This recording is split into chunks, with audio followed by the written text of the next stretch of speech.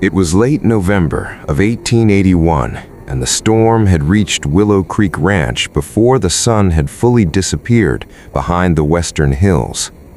It came the way the worst Wyoming storms always did, rolling down off the mountains in a gray wall that erased the horizon in the space of an hour. And by the time Clara secured the final shutter, the trail toward town had vanished beneath a shifting white sea. She told herself the sound had been nothing, a branch snapping under the weight of snow, and went back to her work, hands steady out of habit rather than calm. She was wrong, and some part of her already knew it. Clara was 29, and she had been alone since her father, Thomas Whitmore, died 2 months earlier. The cabin still held him in 100 small ways. His brown coat hung beside the door exactly where he had left it.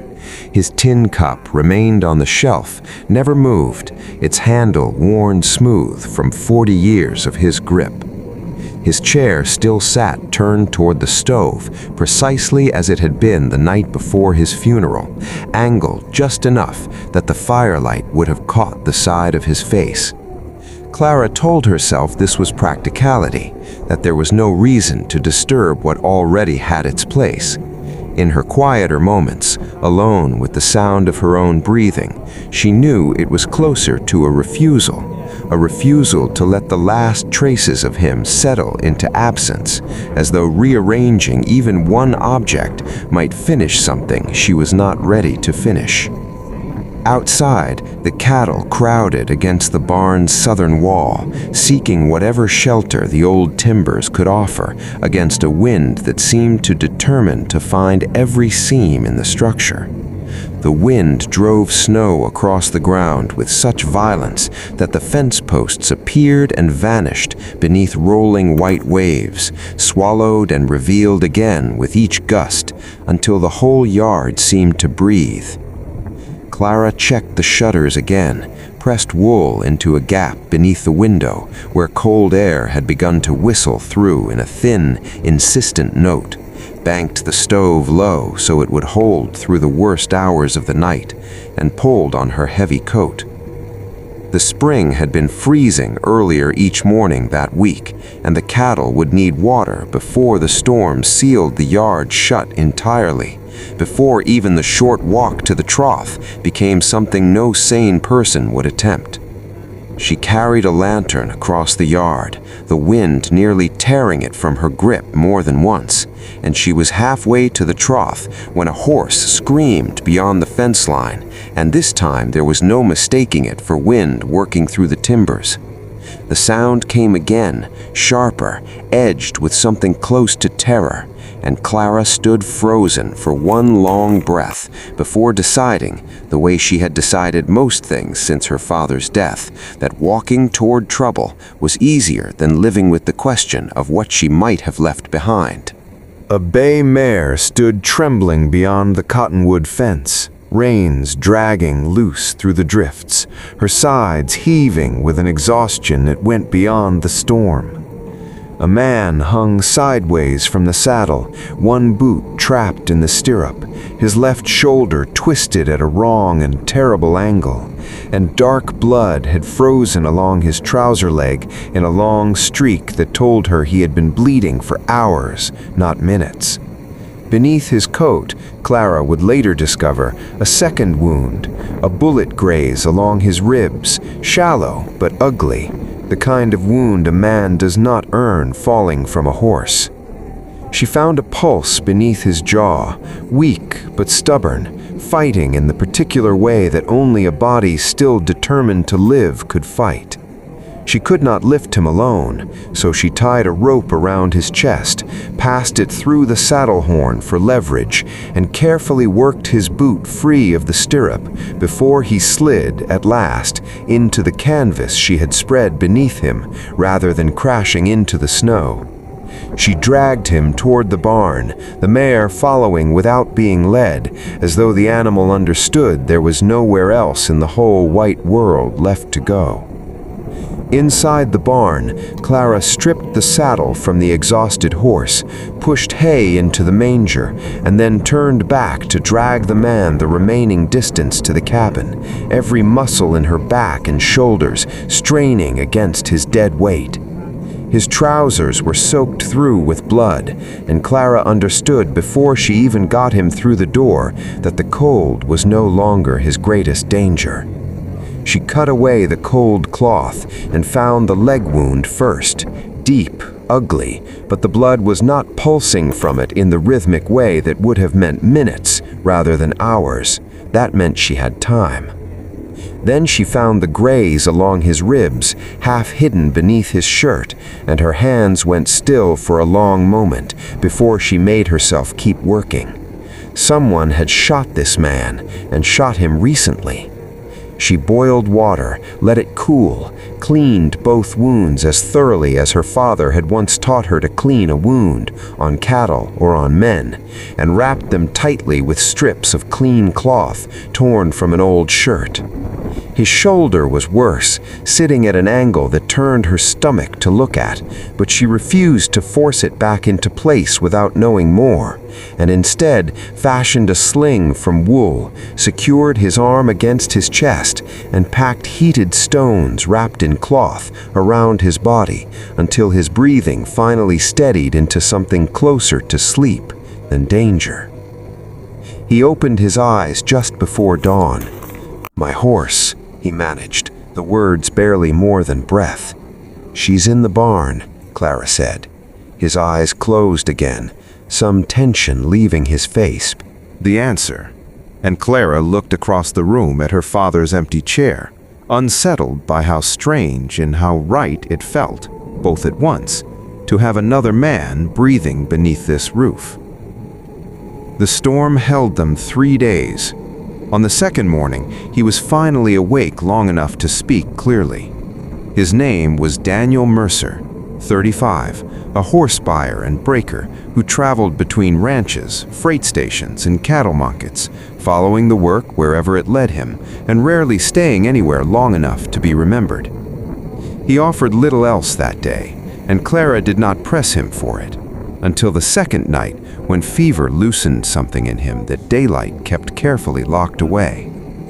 "There was a man in Cheyenne," he said, staring at the ceiling, his voice rough with sleep and pain. "Buyer named Voss. I caught him running brands on stock that wasn't his to sell. Told him I'd report it to the marshal." He stopped, jaw tightening against a memory Clara couldn't see. "He said a man who travels alone loses things easy.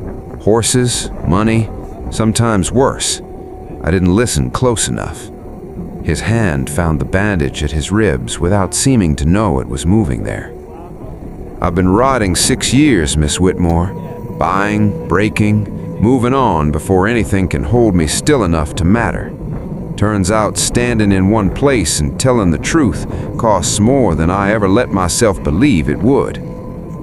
Clara sat quietly for a long moment, her hands folded in her lap. "It costs something to keep moving, too," she said, finally. Daniel looked at her then, really looked, in a way that made the small cabin feel smaller still, and did not answer.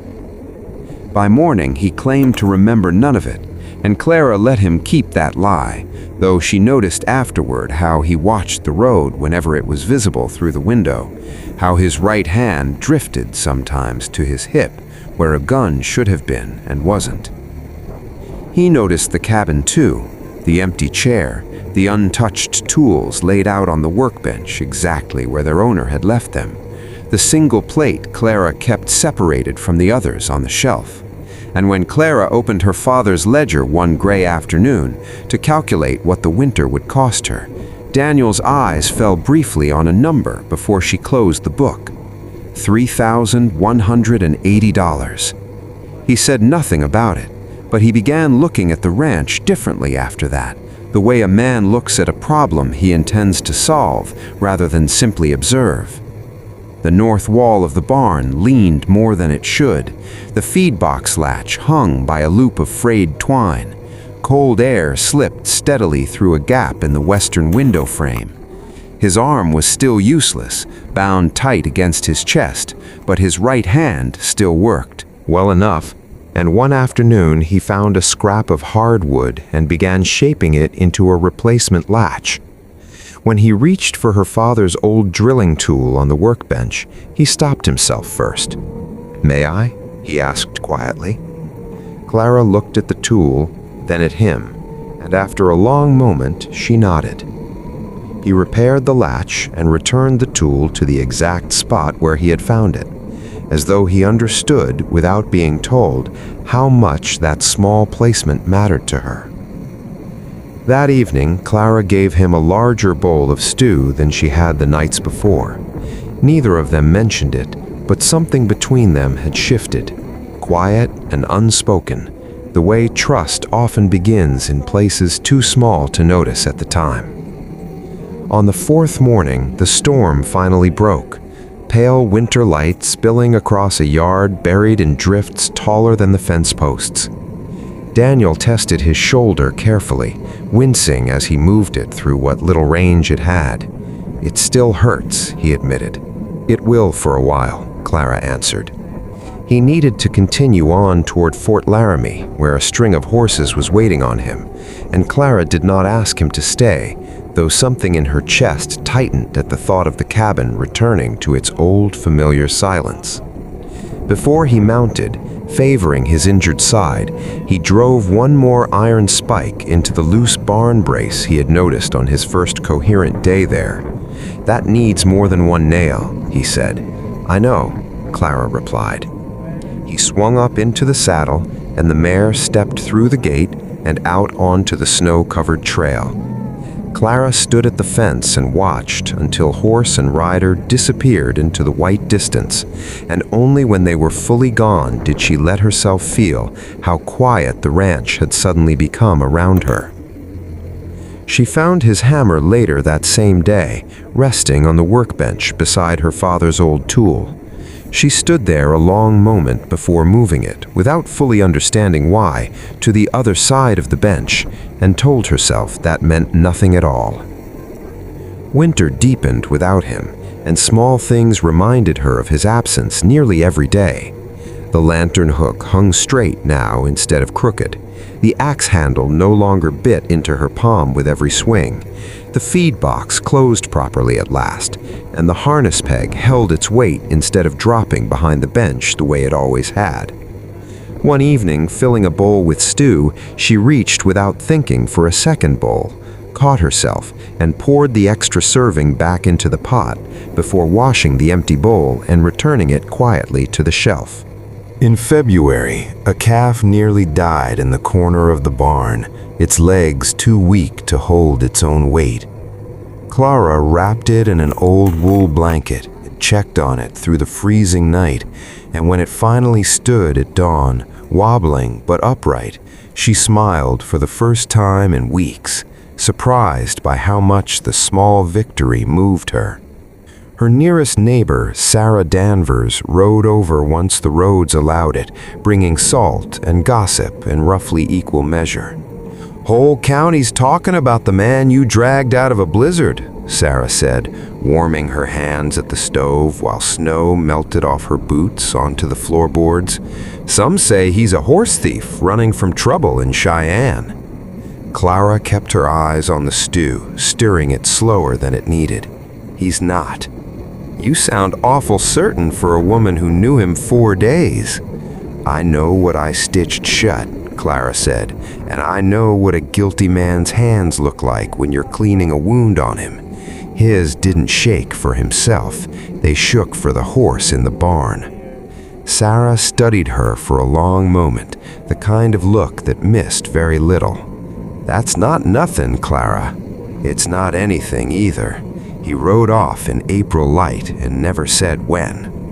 "Men do that," Sarah said, gentler now, "right up until the day they don't." Clara said nothing in return, but the words stayed with her longer than she wanted to admit, turning over in her mind on the long, quiet nights that followed. By early April, the road finally opened, and Clara was mending a harness strap in the thin new sun when she heard horses on the trail, one, then a second, then a third, the sound carrying clean across ground no longer muffled by snow. The bay mare came first. Daniel rode behind her, his shoulder moving freely now in a way it hadn't in November, and behind him came a dun mare and a loaded pack horse, its saddlebags heavy with supplies. He stopped at the gate, and for a moment neither of them spoke, the silence stretching out between them like something neither wanted to be the first to break. "You came back," Clara said finally. "The road opened yesterday. You rode fast." "I had reasons." He glanced toward the barn, then back at her, and something in his face had settled since the last time she'd seen it.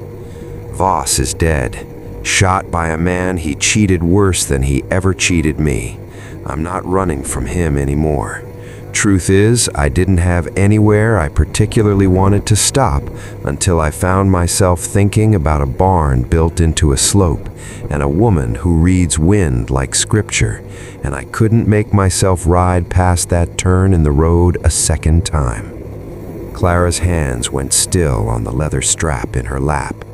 "That's not the whole reason you're here." "No," he admitted quietly, "but it's most of it." Clara looked at the pack horse. Iron tools, coffee, salt, seed grain, a new saw, and the dun mare standing calm beside the bay. "Whose horse is that?" she asked. "Yours." She frowned. "I can't pay for her. I'm not selling her." "That makes it worse." "Then let me work for both our sakes," Daniel said. "Board and wages, nothing more claimed than that, and the mare earns her keep same as any other horse on this ranch." Clara studied him for a long moment, weighing the offer the way she weighed most things, carefully and without haste. This was different from what she had braced herself to hear. Not charity, not a debt she had already told him did not exist. Work offered plainly, the way one neighbor might offer it to another. She walked to the gate and lifted the latch, and the horses stepped through onto the ranch.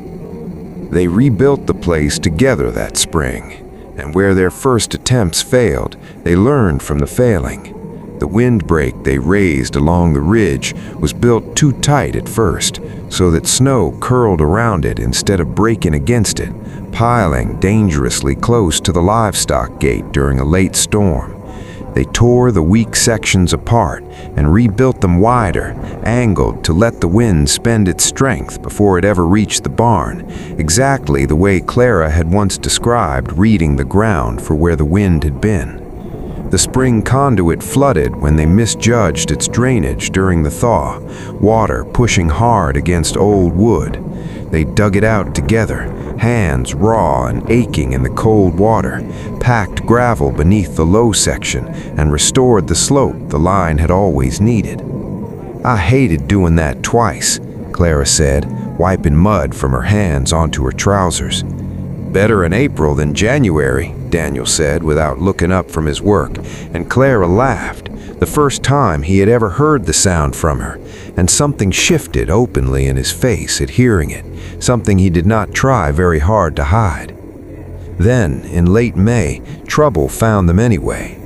Voss's brother rode up to the gate at dusk with two other men, having tracked down the name in a county filing Daniel hadn't known would surface.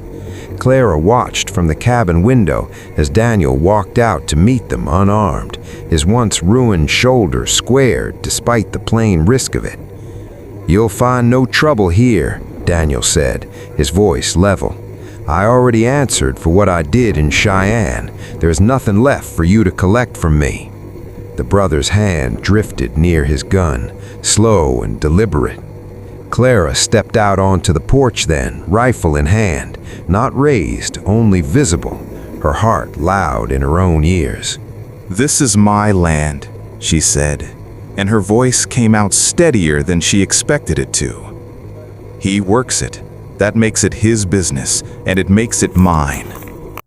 The brother looked between the two of them for a long, calculating moment, weighing what a woman with a rifle and a man with nothing left to lose might actually cost him, then spat into the mud and turned his horse without another word. They watched the three riders disappear down the road before either of them moved. "You didn't have to do that," Daniel said, quietly, still watching the empty trail. "Neither did you," Clara answered, walking out there with empty hands. "Didn't want you thinking I'd brought trouble to your door." "You didn't bring it," Clara said. "You faced it. There's a difference, and I noticed it."